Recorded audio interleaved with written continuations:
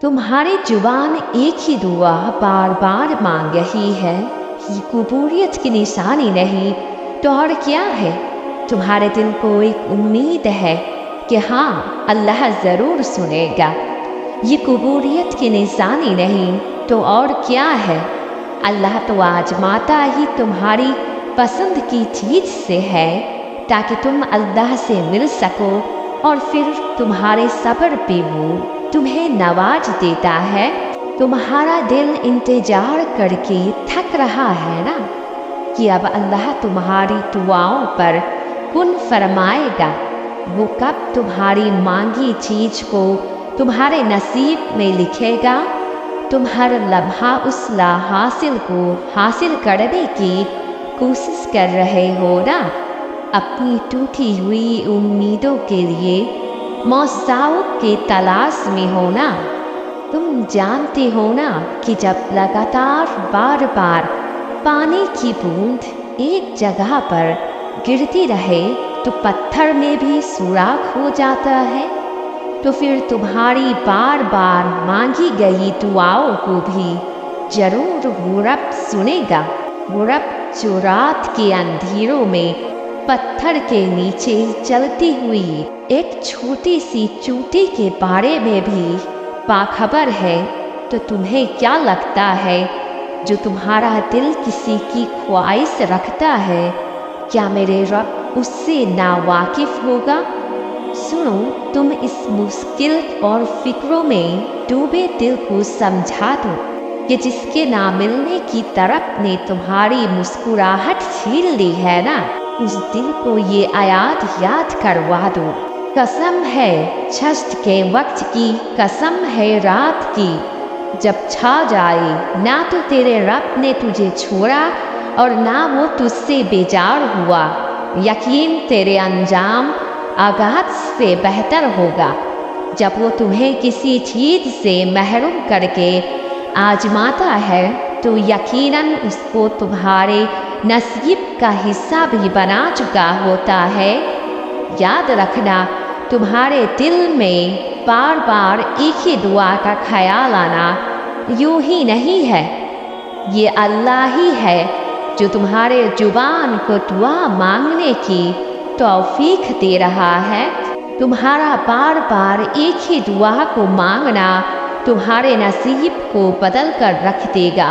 ये ज़मीन वालों से कुछ मुमकिन नहीं।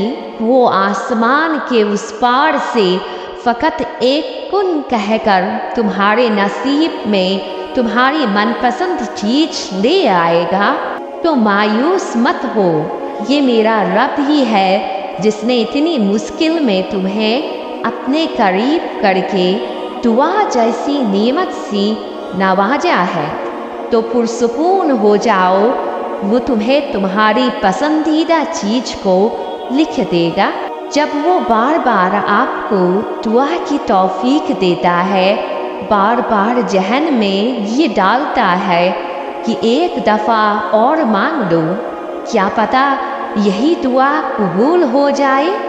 तो यकीन रखो, इस चीज़ के लिए अल्लाह ने तुम्हारे नसीब में भी ज़रूर जगह रखी होती है। मुसलसल एक ही दुआओं को हर नमाज में मांगना कोई इत्तेफाक तो नहीं है। यकीन रखो, अगर अल्लाह दिल से दुआ का ख्याल नहीं निकाल रहा तो फिर उस दुआ को पूरा होना तुम्हारे नसीब में लिखा जा चुका है, क्योंकि दुआ की तौफीक अल्लाह की तरफ से है। अगर दिल नहीं बदल रहा तो नसीब में लिखा जा चुका है। सुनो, दुआ मांगने के बाद ये ना सोचा करो कि दुआ कबूल कब और कैसे होगी, बल्कि इस यकीन से मांगा करो कि जिससे मांग रहे हो वो कुन फायाकुन का मालिक है। उसके एक कुन की बात है और सारा मंजर बदल जाना है। तुम्हारी यकीन के साथ मांगी हुई दुआ ही तुम्हारे रब से कुन कहलवा सकती है। फिर देखना, तुम्हारे लिए वहाँ से वसीले बनेंगे जहाँ से तुम सोच भी नहीं सकते। अल्लाह के दिल के जायज़ तमन्ना को पूरी फरमाए اور ہر ایک کی دعا کو قبول فرمائے۔ یقین سے مانگی ہوئی دعائیں اپنے ساتھ معجزے ضرور لاتی ہے۔ صبر رکھو، اس کی عطا اپنے ہر بندے کے لیے بھی ہے۔ وہ تو ایسا شہنشاہ ہے، گنہگار ہاتھ اٹھا لے تو انہیں بھی عطا کر دیتا ہے، اور تم تو اس کی دی ہوئی آزمائش سے گزر رہے ہو، اور آزمائش وہ اپنے پیاروں کو دیتا ہے، تو اس کی رحمت پر یقین رکھو۔ وہ تمہارے نصیب کے معجزے اپنے پاس سنبھالے بیٹھا ہے۔ پتہ ہے دعائیں لازم ہوتی ہے، دیر ضرور ہو سکتی ہے مگر ٹھکرائی نہیں جا سکتی۔ تو اگر قبولیت سے پہلے تھوڑا سا انتظار لکھا ہے تو وہ انتظار کر کے دیکھ لو۔